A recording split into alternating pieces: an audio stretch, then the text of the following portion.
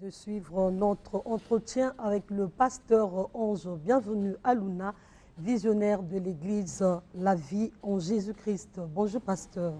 Bonjour madame la journaliste. Dieu et la famille, c'est le thème que nous abordons avec vous ce matin. Oui. À travers ce thème, pasteur, vous souhaitez faire comprendre aux téléspectateurs que Dieu accorde une place de choix à la famille. Alors, quel est donc le rapport entre Dieu et la famille?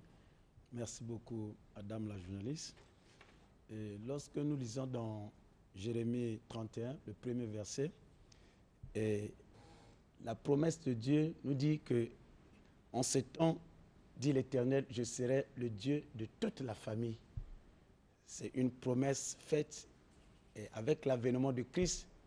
Christ qui s'est marié avec une nation païenne, nous autres, aujourd'hui, c'est un élément qui prouve qu'aujourd'hui, ce Dieu-là, il est le Dieu de toute la famille. Alors, j'aimerais d'abord, qu'est-ce qu'on entend par une famille? Une famille, c'est un ensemble formé par les parents et leurs enfants, et la définition la plus simple. Et c'est l'ensemble de personnes ayant des liens de parenté par le sang ou par alliance. Alors, Amos 3, le deuxième verset nous dit que Dieu porte un choix sur la famille. Donc, madame la journaliste, maman Karine, elle est devenue journaliste, elle est issue d'une famille. Dieu ne tire pas quelqu'un du néant. Il appelle quelqu'un dans une famille, il porte le choix dans une famille, Dieu élève quelqu'un à travers une famille et le contraire, on ne pourra jamais trouver cela. Alors, écoute ce que nous dit le psaume 68, verset 7. La Bible dit que c'est Dieu qui lui-même qui donne la famille aux personnes. Donc, c'est Dieu qui t'a imposé d'être né à travers une mère ou bien un père. Et nous comprenons là le caractère sacré d'une famille. Vous voulez dire que dans chaque famille, il y a toujours un leader choisi par Dieu. Exactement. Donc, quand Dieu opère cela, et son intérêt d'abord, c'est cette famille. Donc, le fait qu'il vous impose le père, qu'il vous impose la maman, et ça revêt un caractère sacré de cette notion appelée la famille. Alors, vous comprenez même dans un couple qui s'est marié, lorsque Dieu rappelle le couple, aussitôt fait, Dieu lui-même, il prend la place de monsieur. Et la Bible dit qu'il est le mari de cette veuve. Et les enfants qui sont des orphelins, Dieu devient leur père. Pourquoi il comble cela? Ça nous prouve le caractère sacré de cette famille, de la famille. Alors, lorsqu'on va dans la Bible, quand Dieu nous présente ses serviteurs, nous prenons dans Josué chapitre 1, le premier verset, on nous parle de Josué, fils de Noum. Ici, c'est son père biologique, c'est sa famille, et on dit serviteur de Moïse. Donc Dieu présente la famille biologique et Dieu présente la famille spirituelle. Et lorsqu'on va dans Luc chapitre 1, le 5e verset, lorsqu'on parle de Jean-Baptiste, on cite Zacharie, on cite Élisabeth. Alors, nous comprenons qu'il y a quelques versets qui nous le prouvent également. Marc chapitre 3, verset 25, la Bible dit que si une maison est divisée contre elle-même, cette maison ne peut subsister. Et Acte 16, 31, la Bible dit que crois au Seigneur, toi et ta famille, vous serez sauvés. Cependant, c'est maman Karine qui croit au Seigneur. Mais Dieu, il y a une conséquence qui entraîne toute la famille. Genèse chapitre 6, le 9e verset, la Bible dit que Noé était intègre et juste devant Dieu. Alors, le chapitre 7, le premier verset, lorsque Dieu a décidé de découdre avec cette génération, au lieu de sauver quelqu'un qui était intègre devant lui et juste, et Dieu va lui exiger d'associer, c'est-à-dire son épouse, ses gendres, ses enfants.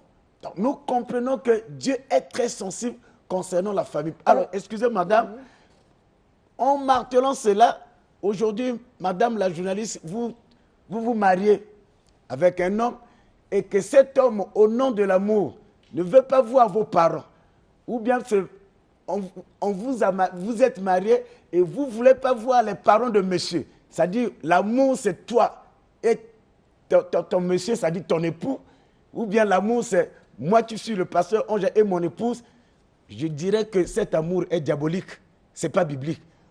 Pasteur, vous venez de nous démontrer que dans chaque famille, il faut qu'il y ait un leader. Ok. Est-ce que ce leader doit montrer ses capacités spirituellement, intellectuellement ou dans n'importe sur n'importe quel plan, que ce soit, je ne sais pas, financier ou... Oui, vous savez que lorsque Dieu élève quelqu'un, d'abord, il doit démontrer ses qualités. C'est une obligation par rapport au principe de leadership. Mais entre-temps, Dieu, quand il élève, nous devons connaître que d'abord, c'est par rapport à son intérêt d'abord. Et deux, quand Dieu vous élève dans une famille, c'est pour l'honneur de cette famille. Parce qu'avant d'atteindre les extrémités de la terre, on doit commencer par Jérusalem. Donc, une fois élevé, nous sommes élevés pour glorifier d'abord Dieu et de prendre soin de cette famille. Donc, c'est tout à fait normal. Est-ce que ce n'est pas chacun dans la famille qui doit avoir ses capacités pour que la famille soit élevée? L'élévation vient de l'Éternel qui a fait les cieux et la terre. Donc, dans chaque famille et chacun de nous, dans chaque famille, Dieu a toujours appelé quelqu'un. Puisqu'il dit que le salut est individuel, je pense que tout va de pair. Oui, le salut est individuel, tout va de pair. Lorsqu'on parle de salut est individuel, obligatoirement, Dieu accompagne toutes ces deux choses. Il accompagne toutes ces deux choses. Donc, c'est pourtant dire que lorsque Dieu élève maman Karine et que maman Karine s'enferme seulement dans sa maison, s'enferme seulement pour ses enfants, alors c'est un péché que tu commets envers Dieu. Ah bon. Parce qu'on doit prendre soin de sa famille. Écoute ce que nous dit la parole de Dieu. La Bible dit que si quelqu'un qui ne s'occupe pas de sa famille, surtout de ses parents les plus proches, il a rejeté la foi et il est qualifié d'incroyant. Donc quand tu rejettes ta famille et quand tu ne prends pas soin de ta famille, et la famille, nous avons parlé, il y a ce qu'on appelle une famille aussi élargie.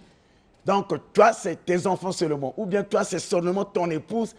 Alors, toi qui me suis, la Bible dit que tu as régné ta foi. Et si tu es un chrétien, ça ne sert pas que tu sois appelé un chrétien. Parce que la famille est sacrée aux yeux de Dieu. Et lorsque, vous comprenez même, dans la famille Y, lorsque Y est élevé, qu'est-ce qu'on dit? C'est le cadet, c'est l'aîné. Est-ce que, pasteur, en disant cela, vous ne poussez pas à d'autres membres de la famille d'être paresseux? Non. Puisqu'il y a un leader, vous pensez que cela ne va pas perturber ce leader? Puisque parfois c'est un peu exagérant. Non, ce n'est pas exagérant. Nous voulons un peu remettre les choses en ordre. Parce qu'aujourd'hui, nous nous retrouvons avec les familles divisées. Vous savez que dans le ministère tel que je suis en tant que pasteur, l'ennemi, le diable pour m'atteindre, il va chercher à déstabiliser mon foyer. Parce que le foyer est sacré. Et lorsque dans ta maison, et tu n'arrives pas à mettre de l'ordre dans ta maison, lorsque dans ta maison, et il n'y a pas une connivence, là où vous allez vous rendre, rien ne va réussir.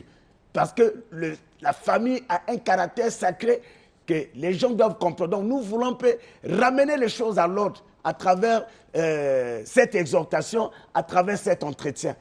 Pasteur, vous dites que Dieu a un plan merveilleux pour chaque famille. Qu'en est-il des familles qui prient, mais vivent toujours dans la misère? Ok. D'abord, lorsqu'on parle de plan de Dieu, nous voulons tout simplement dire aux yeux de Dieu comment Dieu veut voir une famille dans son plan. Alors, écoutez, le plan de Dieu pour la famille, Dieu veut que toute une famille vive dans le bonheur. Ça, c'est dans le plan de Dieu. Vous comprenez, quand Dieu a créé les cieux et la terre, et Dieu a créé l'homme après avoir tout créé. Il a créé les cieux, il a créé la terre, il a créé la lumière, il a créé l'eau, les arbres, et le jardin d'Éden tout a été déjà fait. Et à la dernière position, c'est Dieu qui va créer l'homme. Pourquoi? Il a placé l'homme avec les conditions qui sont réunies. Donc, pour Dieu, Dieu veut qu'une famille puisse se retrouver dans le bonheur, vivre dans le bonheur. Et est-ce que vous parlez du bonheur de la richesse matérielle ou le bonheur spirituel? Parce qu'il y a également, il y a deux bonheurs. Il y a le bonheur spirituel et matériel. Est-ce que Dieu, en accordant le bonheur spirituel dans chaque famille ou matériel dans chaque famille, vous pensez que cela englobe ou donne le pouvoir à celui qu'on a élu? oui, le bonheur, la notion du bonheur, je veux parler, quand on parle du bonheur, tout simplement, c'est quelqu'un qui possède ce qui peut le rendre content. Madame Karine a des enfants, ces enfants-là ne doivent pas lui rendre une monnaie difficile. Vous mettez au monde les bébés noirs, vous mettez au monde les koulouna, vous comprenez? Et vous n'avez pas la paix. Parce que la Bible dit que le père d'un fou ne se réjouit jamais. Alors, vous comprenez? Donc, le plan de Dieu, ce n'est pas que maman Karine puisse mettre au monde les enfants bébés noirs, les Américains, ainsi de suite. Mais le plan de Dieu, que ces enfants soient comme le porte-bonheur dans votre vie, dans votre maison. Mais pourquoi il y a cette décadence? Alors, nous allons prendre, par exemple, la première des raisons. Alors, pour le démarrage, par exemple, d'une famille, Dieu veut que le mariage puisse se dérouler entre l'homme et la femme. Ça, c'est pour le démarrage d'une famille. Parce que la famille prend le départ à un homme et une femme. Donc, Dieu veut que le mariage puisse se démarrer entre l'homme et la femme. Mais qu'est-ce que nous voyons aujourd'hui avec la société? Nous avons les mariages homosexuels. Et on va pour adopter les enfants. Qu'est-ce qui va se passer? Ça va attirer la colère de Dieu. Le mariage, c'est Dieu qui a institué le mariage. Une fois, maman Karine dans le foyer, et au lieu de se soumettre à son mari, c'est maman Karine qui prend le devant. C'est lui qui est devenu l'homme dans la maison. Il y a des moments où elle peut même gifler son mari.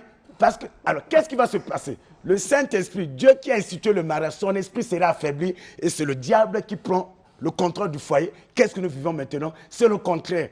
Donc, en abordant ces questions tellement sensibles, nous voulons ramener les choses à l'ordre. Sinon, le problème, c'est seulement de parler de Dieu, mais Dieu, c'est un Dieu de principes. Il marche avec les principes et il a tout établi selon les principes. Donc, nous avons de ce foyer où, maman Karine, excusez-moi d'insister sur vous, et vous êtes licencié, vous avez le doctorat, et le mari a le CEP.